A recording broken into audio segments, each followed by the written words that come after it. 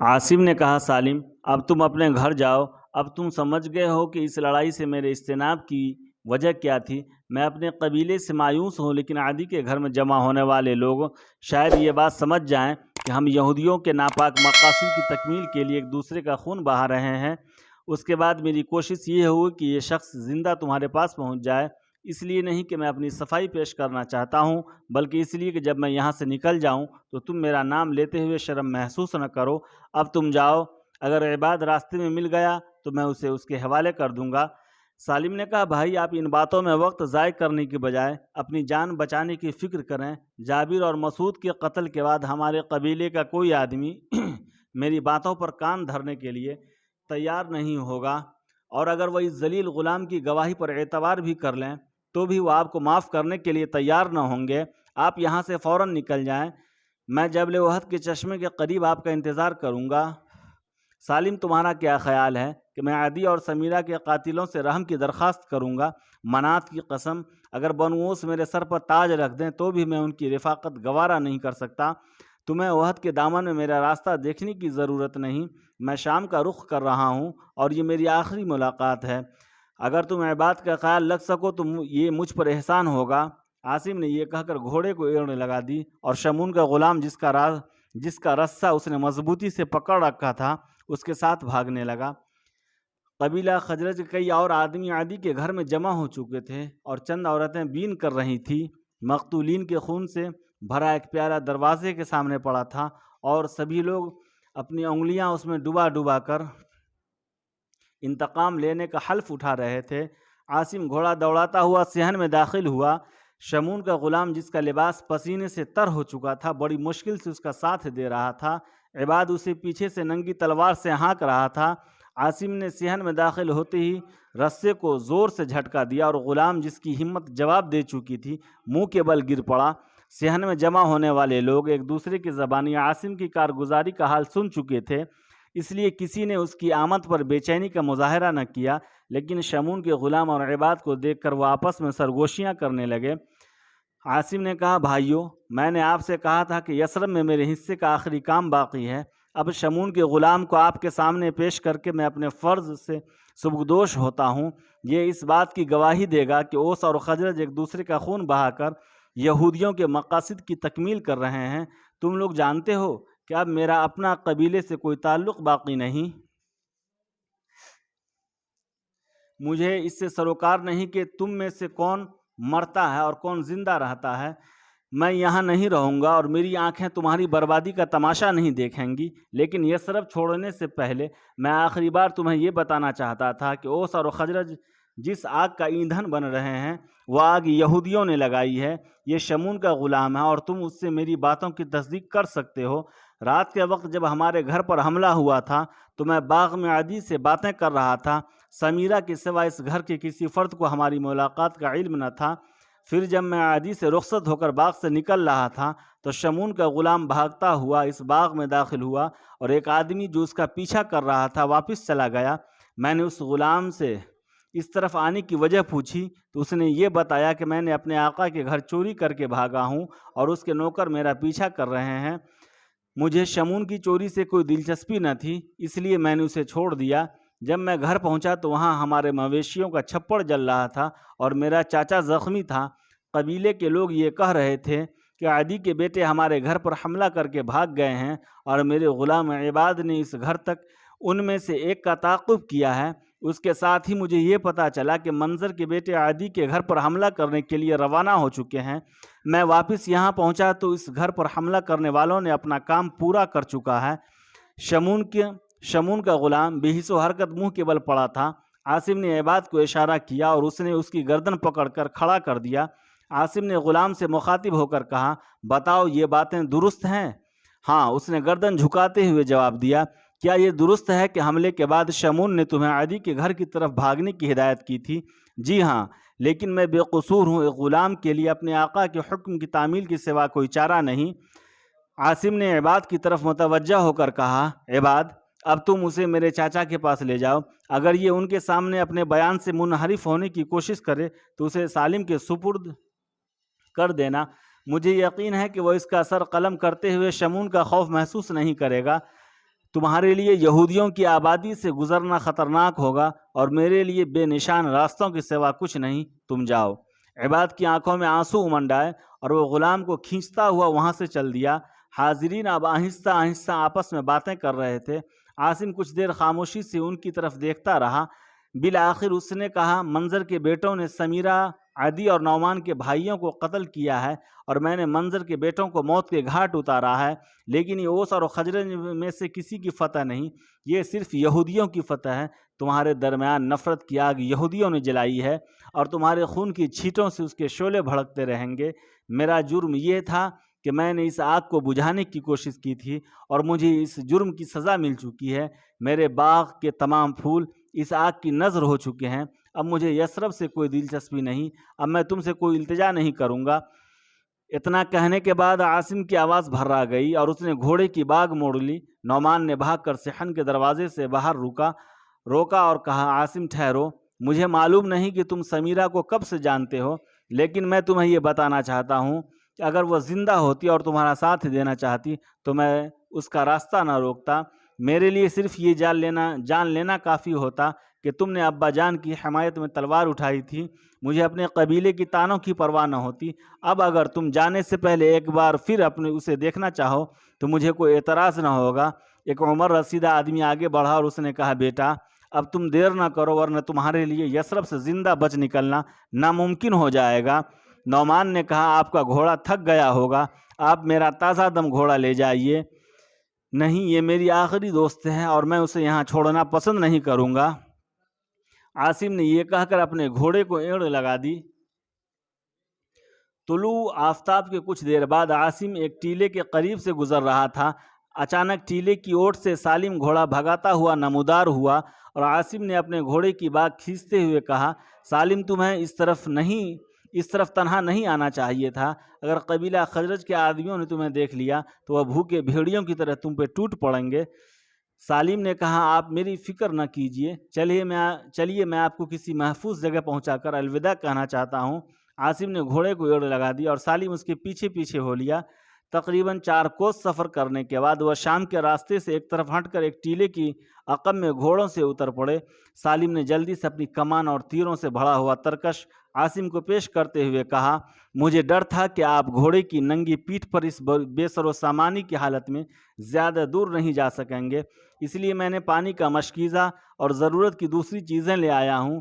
آپ میرے لیے گھوڑے پر سوار ہو جائیں، اور میں نے خرجین میں ستو، کھجوریں اور پنیر رکھ دیا ہے، جو امانت آپ سعد کے پاس چھوڑ آئے تھے وہ بھی میں نے خرجین میں رکھ دی ہے۔ جب میں گھر کے قریب پہنچا تو قبیلے کے سواروں کی ایک ٹولی ملی۔ یہ لوگ شام کے راستے کی ناکہ بندی کے لیے جا رہے تھے۔ میں نے انہیں یہ بتایا کہ آپ مکہ کی طرف نکل گئے ہیں اور اس طرف چلے گئے ہیں۔ قبیلے کے باقی لوگ منظر کے گھر میں جمع تھے اور باری باری آپ سے انتقام لینے کا حلف اٹھا رہے تھے۔ میں نے انہیں بھی یہی بتایا کہ آپ مکہ کی سمت کئی کوس دور جا چکے ہیں، اور یہ سنتے ہی کئی اور سوار اس طرف چل پڑے۔ اس کے بعد میرے لیے سب سے بڑا مسئلہ یہ تھا کہ آپ کو سفر کا ضروری ساز و سامان مہیا کیا جائے۔ میں نے اس ٹیلے کے پیچھے خاصی دیر انتظار کیا، مجھے یہ ڈر لگ رہا تھا کہ شاید آپ جا چکے ہیں۔ اب آپ جلدی سے گھوڑے پر سوار ہو جائیں۔ عاصم نے کہا، مجھے اپنا گھوڑا چھوڑنا پسند نہیں، میں تمہارے گھوڑے کی زین اس پر ڈال لیتا ہوں۔ سالم نے کہا، اچھا جلدی کیجیے، مجھے اندیشہ ہے کہ مکہ کے راستے پر تلاش کرنے کے بعد وہ آپ کو شام کے راستے پر تلاش کرنے کی کوشش کریں گے۔ عاصم نے جلدی سے سالم کے گھوڑے کا ساز و سامان اتار کر اپنے گھوڑے پر ڈال لیا اور اس کے بعد سالم سے پوچھا، تم نے سعد کو تمام واقعات بتا دیے ہیں؟ ہاں، اسے اب تک آپ کے متعلق کوئی غلط فہمی نہیں رہی۔ وہ مسعود اور جابر کے لیے روتی ہے اور آپ کی سلامتی کے لیے دعائیں مانگتی ہیں، اور تم بھی میری سلامتی کے لیے دعائیں مانگتے ہو۔ سالم نے جواب دینے کی بجائے عاصم کی طرف دیکھا اور اس کی آنکھوں میں آنسو امنڈ آئے۔ عاصم نے کہا، اچھا تم جاؤ اور سیدھے گھر پہنچنے کی کوشش کرو۔ میں نے شمون کے غلام کو عدی کے گھر میں جمع ہونے والوں کے سامنے پیش کرنے کے بعد عباد کے ساتھ بھیج دیا تھا، لیکن مجھے ڈر ہے کہ تمہارے ماموں جیسے لوگ میری اس اقدام کو بھی ایک سازش کا ثابت کرنے کی کوشش کریں گے۔ ممکن ہے کہ غلام وہاں جا کر اپنے بیان سے منحرف ہو جائے اور وہ عباد کی بونٹیاں نوچنے کو تیار ہو جائے۔ سالم نے کہا، آپ اطمینان رکھیے، قبیلے کا آدمی منظر کے گھر میں جمع ہو رہے ہیں اور میں نوکروں کو تاکید کر کے آیا تھا کہ اگر عباد دشمن کے غلام کے ساتھ آئے تو وہ انہیں گھر سے باہر روک لیں اور میری واپسی تک باغ میں چھپائے رکھیں۔ چاچا جان نے میرے متعلق پوچھا تھا۔ نہیں، وہ اندر پڑے ہوئے تھے۔ ان سے اب تک کسی نے لڑائی کے واقعات کا ذکر نہیں کیا تھا، اس لیے میں نے بھی یہی مناسب سمجھا کہ ابھی انہیں پریشان نہ کیا جائے۔ سعد جو مکان سے باہر میری راہ دیکھ رہی تھی، کسی سے جابر اور مسعود کی موت کی خبر سن چکی تھی۔ مجھے اس کے دل کا بوجھ ہلکا کرنے کے لیے تمام واقعات بتانے پڑے۔ میں اس سے بھی کہہ آیا ہوں کہ وہ عباد کا خیال رکھے۔ اب آپ وقت ضائع نہ کیجیے۔ عاصم گھوڑے پہ سوار ہونے لگا تو سالم نے اچانک بدحواس ہو کر کہا، ٹھہریے، شاید کوئی آ رہا ہے۔ عاصم کو ٹیلے کی دوسری طرف گھوڑوں کی ٹاپوں کی آواز سنائی دی۔ وہ حیران ہو کر سالم کی طرف دیکھنے لگا۔ میں ابھی دیکھ کر آتا ہوں۔ سالم نے یہ کہہ کر اپنے گھوڑے کی باگ عاصم کے ہاتھ میں دے دی اور بھاگتا ہوا ٹیلے کی چوٹی پر پہنچ گیا۔ چند ثانیے ایک پتھر کی اوٹ میں سمٹ کر وہ ٹیلے کی دوسری جانب دیکھتا رہا۔ پھر باغ اس کے ہاتھ سے لے کر بولا، وہ ہمارے قبیلے کے آدمی ہیں، شاید انہیں آپ کا سراغ مل گیا ہے۔ وہ کتنے ہیں؟ 3 ہیں، لیکن آپ کے لیے ان سے الجھنا خطرناک ہوگا۔ وہ لڑنے کی بجائے واپس جا کر قبیلے کو اس طرف لے آئیں گے اور پھر شام کی حدود تک آپ کا پیچھا کریں گے۔ آپ یہیں کھڑے رہیں، میں انہیں دوسری طرف لے جانے کی کوشش کرتا ہوں۔ سالم عاصم کے جواب کا انتظار کیے بغیر گھوڑے پہ سوار ہوا اور آن کی آن میں ٹیلے کے گرد نصف چکر لگا کر کاٹ کر دوسری جانب پہنچ گیا۔ عاصم چند ثانیے بھی حس و حرکت کھڑا رہا، پھر گھوڑے کو ایک جھاڑی سے باندھ کر ٹیلے پر چڑھا اور چوٹی کے قریب لیٹ کر دوسری طرف دیکھنے لگا۔ شام کے راستے پر 3 سوار کافی دور جا چکے تھے اور سالم پوری تیز رفتاری کے ساتھ ان کا پیچھا کر رہا تھا۔ پھر یہ سوار ایک پہاڑی کے دامن میں رک گئے اور مڑ کر سالم کی طرف دیکھنے لگے۔ سالم نے ان کے قریب پہنچ کر اپنا گھوڑا روکا۔ وہ کچھ دیر کھڑے رہے اور اس کے بعد معمولی رفتار سے واپس یثرب کی طرف روانہ ہو گئے۔ جب وہ ٹیلے کے قریب سے گزر رہے تھے، عاصم ایک پتھر کی آڑ میں لیٹا ان کی باتیں سن رہا تھا۔ ایک سوار کہہ رہا تھا، میرا اب بھی یہی مشورہ ہے کہ ہمیں یہیں پہرا دینا چاہیے۔ تمہارے ابا کہتے ہیں کہ وہ شام کے سوا کہیں نہیں جائے گا۔ سالم کی آواز سنائی دی، میری نظر اتنی کمزور نہیں کہ میں عاصم کا گھوڑا بھی نہ پہچان سکوں۔ میں نے اسے پہاڑی کی اوٹ سے نکل کر اس طرف مڑتے دیکھا تھا اور مجھے یقین ہے کہ اب تک وہ جبل احد کے قم میں پہنچ چکا ہوگا۔ اگر وہ اس طرف گیا تھا تو تم ہمارے پیچھے کیوں بھاگ رہے تھے؟ اس کا تعاقب کرنے کے لیے مجھے تمہاری مدد کی ضرورت تھی۔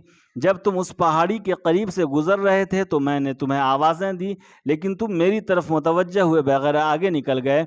لیکن تم تنہا اس طرف کیسے آ گئے؟ مجھے شک ہوا تھا کہ شاید وہ مکہ کا رخ کرنے کی بجائے کہیں آس پاس چھپ کر دن گزارنے کی کوشش نہ کرے۔ میں بنو قریظہ کے باغوں کے قریب پہنچا تو ایک چرواہے نے مجھے بتایا کہ میں ابھی ایک آدمی کو باغ سے نکلتے دیکھا ہے۔ گھوڑے کا حلیہ دریافت کرنے پر مجھے یقین ہو گیا کہ وہ عاصم کے سوا کوئی اور نہیں ہو سکتا۔ ایک اور آواز سنائی دی، میرے خیال میں ہمیں عاصم کا پیچھا کرنے کی بجائے قبیلے کے دوسرے لوگوں کو خبردار کرنا چاہیے۔ اگر شام تک اس کا سراغ نہ ملا تو رات میں وہ کوسوں دور نکل جائے گا۔ عاصم اس سے زیادہ نہ سن سکا۔ سوار آگے نکل گئے اور جب وہ اس کی نگاہوں سے اوجھل ہو گئے تو اس نے ٹیلے سے نیچے اتر کر اپنا گھوڑا کھولا اور اس پر سوار ہو گیا۔ ایک فوری خطرہ دور ہو چکا تھا اور اب وہ کسی قدر اطمینان کے ساتھ سفر کر رہا تھا، لیکن اچانک اس کے دل میں خیال آیا کہ میں کہاں جا رہا ہوں، اور اسے اپنی زندگی کا ہر سانس ناقابل برداشت محسوس ہونے لگا۔ ماضی سے اس کے تمام رشتے کٹ چکے تھے اور مستقبل کی تمام امیدیں خاک میں مل چکی تھی۔ اپنے وطن سے آگے وہ روئے زمین کی جن وسعتوں کو سمیرہ کے حسین تصورات سے آباد کیا کرتا تھا، وہ اب ایک بھیانک خلا میں تبدیل ہو چکی تھی۔ نسلی غرور اور قبائلی عصبیت ایک عربی نوجوان کی سب سے بڑی پونجی تھی، لیکن وہ یہ پونجی لٹا چکا تھا۔ اسے بنو اوس کے لیے لڑنا اور مرنا سکھایا گیا تھا، لیکن اب وہ ان تمام عقائد سے منہ پھیر چکا تھا جو اسے زندگی سے زیادہ عزیز تھے۔ وہ تلوار جو اس نے بنو خزرج کے لیے لڑنے کے لیے خریدی تھی، اس کے اپنے قبیلے کے آدمیوں کے خون سے تر ہو چکی تھی، اور عرب کے قانون میں اپنے قبیلے کے کسی فرد کو موت کے گھاٹ اتارنے والے کے لیے رحم کی کوئی گنجائش نہ تھی۔ امیدوں کے وہ چراغ جن کی روشنی میں اس نے اپنی زندگی کی ایک نئی منزل دیکھی تھی، بجھ چکے تھے۔ سمیرہ کی موت اس کے نزدیک مستقبل کے تمام حوصلوں ولولوں اور امیدوں کی شکست تھی۔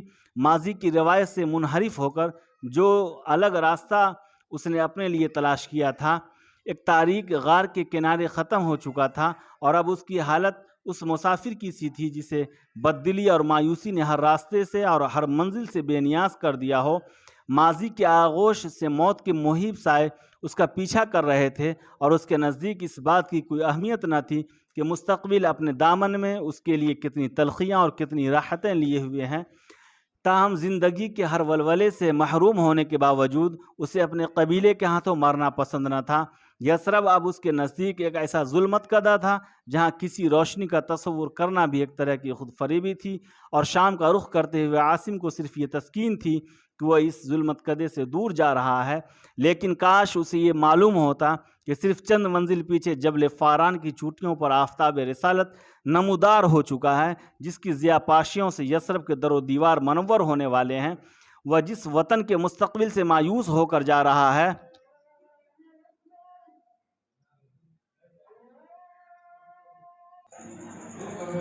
جس کی ضیاء پاشیوں سے یثرب کے در و دیوار منور ہونے والے ہیں، وہ جس وطن کے مستقبل سے مایوس ہو کر جا رہا ہے، اس پہ ارض و سما کی نعمتوں کی بارش ہونے والی ہے۔ وہ زمین جو اس کے لیے تنگ ہو چکی ہے اطراف عالم میں امن و سکون کے جویاؤں کا مرکز بننے والی ہے۔ جہاں اس نے شر کا غلبہ دیکھا وہاں نیکی کا بول بالا ہوگا، جہاں اس نے بربریت و وحشت اور انتقام کے انگارے دیکھے ہیں وہاں محبت کے پھول کھلیں گے۔ عاصم نے پیغمبر اسلام صلی اللہ علیہ وسلم کے متعلق ابھی تک صرف اس کی باتیں سنی تھی کہ مکہ کی زمین ان پر تنگ ہو چکی ہے، قریش اسے اپنا دشمن خیال کرتے ہیں، اس کے راستے میں کانٹے بچھائے جاتے ہیں، اور اس پر ایمان لانے والے مٹھی بھر انسانوں کو مکہ کی گلیوں اور بازاروں میں زد و کوب کیا جاتا ہے۔ قریش ایک زبردست قوت کے مالک ہیں، اور مکہ میں کسی ایسے دین کی کامیابی بعید از قیاس ہے جس کی تعلیم ان کے مروجہ عقائد کی نفی کرتا ہے۔ اگر کوئی مرد حق آگاہ عاصم کا راستہ روک کر یہ کہتا تم کہاں جا رہے ہو، تم اپنے مستقبل سے مایوس کیوں ہو، تم اس قافلے کا انتظار کیوں نہیں کرتے جسے قدرت نے اس وادی میں اپنی عظمت و جلال کے پرچم گاڑنے کے لیے منتخب کیا ہے، تم شام کی بجائے حجاز کی طرف کیوں نہیں دیکھتے، تم جس وادی کو الوداع کہہ رہے ہو وہ روئے زمین کے تمام بے حصوں اور مجبور انسانوں کی امیدوں کا مرکز بننے والی ہے۔ یہاں زمین کے فرش پر بیٹھنے والے، مرمری ایوانوں میں سونے والے کج کلاہوں کی قسمت کے فیصلے کیا کریں گے۔ مکہ سے وہ ہادی برحق آنے والا ہے جو اوس و خزرج کو ایک ہی صف میں کھڑا کر دے گا۔ تم اس سرزمین پہ نفرت اور عداوت کی بجائے اخوت اور محبت کا مظاہرہ دیکھو گے۔ تمہیں زندگی کی راحتوں کی تلاش میں کسی اور جگہ جانے کی ضرورت نہیں۔ تو عاصم اسے دیوانہ خیال کرتا اگر اس وقت اچانک آسمان کے دریچے کھل جاتے اور وہاں سے نازل ہونے والے فرشتے عاصم کو یہ پیغام دیتے کہ پروردگار عالم نے اس زمین کے باشندوں کو اپنے ان انعامات کے لیے منتخب کیا ہے جو روئے زمین کی کسی قسم کے حصے میں نہیں آئے، تو بھی اسے اپنی آنکھوں اور اپنے کانوں پر اعتبار نہ آتا۔ چند دن بعد ایک شام عاصم قبیلہ غطفان کے ایک رئیس زید بن عباد کی بستی میں داخل ہوا۔ زیدان تاجروں میں سے تھا جن کے ساتھ عاصم نے یروشلم میں سفر کیا تھا۔ عاصم کا چہرہ اس قدر تبدیل ہو چکا تھا کہ زید پہلی نگاہ میں اسے پہچان نہ سکا، اور عاصم کو یہ کہنا پڑا میں یثرب سے آیا ہوں اور میرا نام عاصم ہے۔ زید نے گرم جوشی کے ساتھ مصافحہ کرتے ہوئے کہا بھائی معاف کرنا، تمہاری صورت دیکھ کر مجھے یقین نہیں آتا کہ تم وہی ہو۔ عاصم اپنے خشک ہونٹوں پر زبان پھیرتے ہوئے بولا ایک مصیبت زدہ آدمی کی شکل تبدیل ہوتے دیر نہیں لگتی۔ میں یہ پوچھنا چاہتا ہوں کہ آپ کی بستی میں ایک بے سہارا آدمی کو پناہ مل سکتی ہے؟ میں صرف چند دن کے لیے آرام کی نیند چاہتا ہوں۔ زید نے جواب دیا میرے گھر کے دروازے کے سامنے پہنچ کر تمہیں یہ پوچھنے کی ضرورت نہ تھی۔ عاصم بولا میرا مقصد آپ کی مہمان نوازی کی توہین کرنا نہیں تھا، میں صرف یہ بتانا چاہتا تھا کہ میرے دشمن میرا پیچھا کر رہے ہیں، ممکن ہے وہ یہاں بھی پہنچ جائیں۔ زید نے ایک نوجوان سے کہا تم اس کا گھوڑا استبل میں لے جاؤ، اور پھر عاصم سے مخاطب ہو کر بولا میرے ساتھ آؤ۔ عاصم اس کے ہمراہ چل دیا، اور تھوڑی دیر بعد وہ اپنے میزبان کے ساتھ ایک پرتکلف دسترخوان پر بیٹھا تھا۔ عاصم نے چند نوالے کھانے کے بعد اپنا ہاتھ کھینچ لیا تو زید نے قدرے پریشان ہو کر پوچھا کیوں، کیا بات ہے؟ کچھ نہیں، عاصم نے جواب دیا میرا پیٹ بھر چکا ہے اور اب مجھے چند پہر صرف سکون کی نیند کی ضرورت ہے۔ میں نے تمہارے آرام کے لیے ایک علیحدہ خیمے کا انتظام کر دیا ہے، اب اگر اسے مہمان نوازی کے آداب کے خلاف نہ سمجھو تو میں جاننا چاہتا ہوں کہ تمہارا پیچھا کرنے والوں کی تعداد کیا ہے اور وہ یہاں سے کتنی دور ہیں۔ ان کی 5 ٹولیاں میرا پیچھا کر رہی ہیں، آخری ٹولی کو میں نے یہاں سے 3 منزل کے فاصلے پر دیکھا تھا۔ میرا خیال ہے کہ تمام سواروں کی تعداد 50 کے لگ بھگ ہوگی۔ بنو خزرج کے 50 سوار تمہارا پیچھا کر رہے ہیں اور تمہارے قبیلے کا کوئی آدمی تمہاری مدد کو نہیں پہنچا۔